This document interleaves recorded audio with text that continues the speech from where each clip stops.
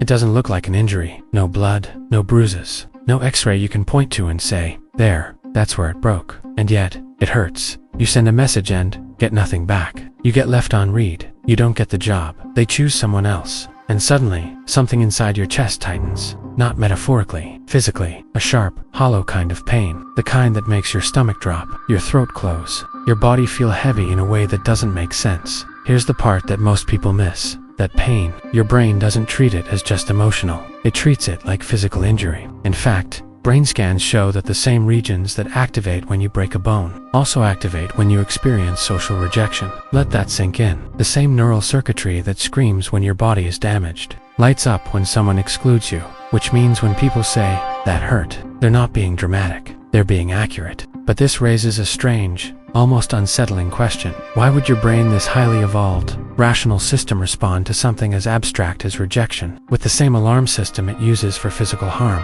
Why would being ignored feel like being injured? Because from a purely logical standpoint, rejection shouldn't be like threatening. It's uncomfortable, sure, embarrassing maybe, but dangerous, not really, unless your brain is operating on a very different definition of danger, one that has nothing to do with logic and everything to do with survival. Because once you understand how your brain categorizes rejection, you start to realize something unsettling. That pain you feel, it's not a glitch, it's a warning signal, and it might be one of the most powerful and misunderstood signals your brain can produce. So what exactly is it trying to protect you from, and why does it hurt this much? To understand why rejection hits this hard, you have to step inside a brain scanner. In an infamous experiment by Naomi Eisenberger, participants were told they were playing a simple online game called Ball. The idea was harmless. Toss a virtual ball back and forth with two other players. At first, everything felt normal. You throw the ball, they throw it back, you're included. Then something subtle changes. The other players stop passing the ball to you.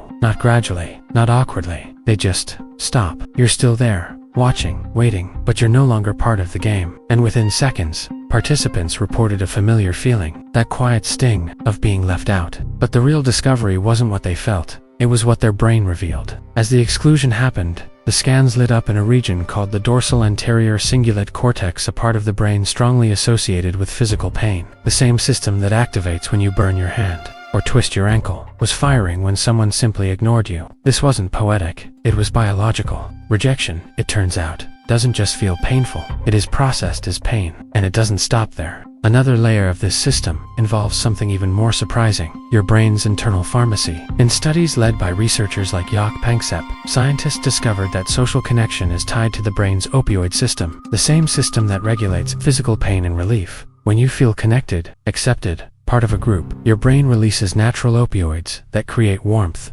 comfort, even subtle euphoria. But when you're rejected, that supply drops. Suddenly, you're not just emotionally hurt, you're chemically deprived. Your brain reacts the same way it would to physical injury, with distress, with craving, with an urgent signal that something is wrong. This explains something most people have experienced, but rarely understand. Why rejection doesn't just hurt in the moment, it lingers, it replays, it keeps you up at night, rerunning conversations, analyzing what you said, what you should have said, what you could have done differently. Because your brain isn't just processing a memory, it's trying to resolve a threat. And here's where it gets even more intense. In some studies, even taking a common painkiller like acetaminophen has been shown to reduce the emotional pain of social rejection. Think about that. The same substance used for headaches and muscle pain can blunt the sting of being excluded. That's how deeply intertwined these systems are. So when someone says, it's all in your head, they're right, but not in the way they think. Because inside your head, rejection is being treated as a real injury, which leads to a deeper question. If your brain reacts this strongly, if it's wired to treat rejection like damage,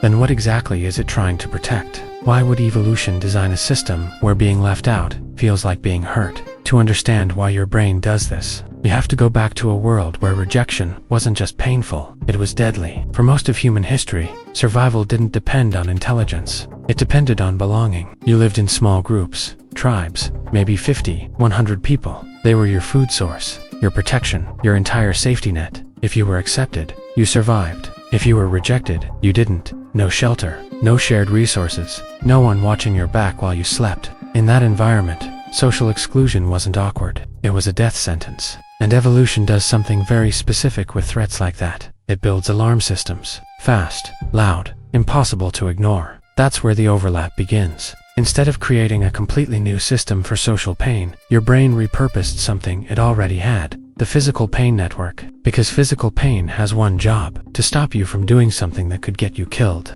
Touch fire, pain says. Don't do that again. Break a bone, pain says. Protect that area. And social pain, it says, don't lose the group. Now, here's the twist. Your brain doesn't care that it's 2026. It doesn't care that rejection today won't leave you starving in the wilderness. It's still running ancient code. So when you get ignored, excluded, or replaced, your brain reacts as if your survival is at risk. That tightness in your chest, that drop in your stomach, that's not weakness. That's an alarm system firing at full volume. But it gets even more interesting, because just like physical pain teaches you to avoid danger, social pain teaches you to adapt your behavior. After rejection, people become hyper-aware. You replay conversations. You scan for mistakes. You try to figure out what went wrong, not because you enjoy overthinking, but because your brain is trying to update its social strategy. What should I say next time? How do I avoid this happening again? It's learning. But here's the problem. In the modern world, rejection isn't always clear. Sometimes it's silence. Sometimes it's ambiguity. Sometimes it's just no response. And your brain hates uncertainty, so it fills in the gaps,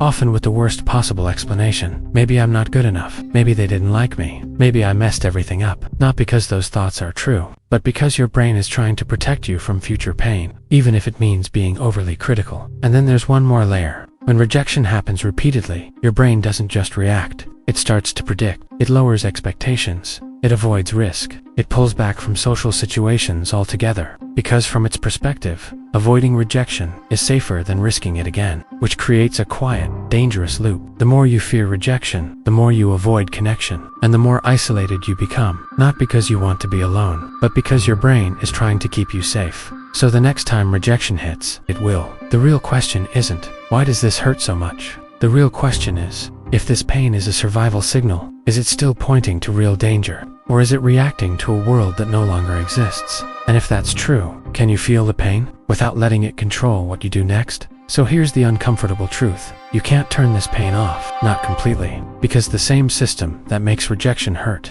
is the one that allows connection to feel meaningful in the first place. If your brain didn't treat social bonds as essential, you wouldn't care when people left. You wouldn't miss anyone. You wouldn't feel drawn to anyone. You wouldn't feel anything at all. And that might sound easier, but it would also be empty, because the depth of your pain is directly tied to your capacity to connect. That sharp sting, that ache you can't quite explain, it's proof that your brain still believes something important is at stake. Not your ego, your belonging. But here's where perspective changes everything, because while the pain is real, the interpretation isn't always accurate. Your brain is still running ancient software in a modern world. It treats silence like exile. It treats being ignored like being cast out of the tribe, even when the reality is far less dramatic. Maybe they were busy, maybe they're distracted, maybe it had nothing to do with you at all. But your brain doesn't wait for evidence. It fills in the blanks instantly, because historically, waiting could cost you everything. So the goal isn't to stop feeling that pain. The goal is to recognize what it is, a signal, not a verdict. Because once you can separate those two, something shifts. You can feel the hit without building a story around it. You can notice the discomfort without letting it define your worth. And maybe most importantly, you can choose not to retreat. Because remember that loop: rejection, avoidance, isolation. That loop only works if you stop showing up. And this is the part no one tells you. Connection isn't built by avoiding rejection, it's by surviving it over and over again until your brain slowly updates its model. This didn't kill me. I can handle this. I can try again. Because the same system that learns fear can also learn resilience. So the next time you feel that familiar sting, that tightness, that drop, that quiet ache, pause not to fight it, not to suppress it, but to name it. This is my brain trying to protect me. And then ask yourself something simple. Is this actually dangerous or just uncomfortable? Because if it's just uncomfortable, then maybe, just maybe, that's the price of connection. So here's something worth thinking about. What would you do differently if rejection didn't mean something was wrong with you, but simply meant you were playing the game?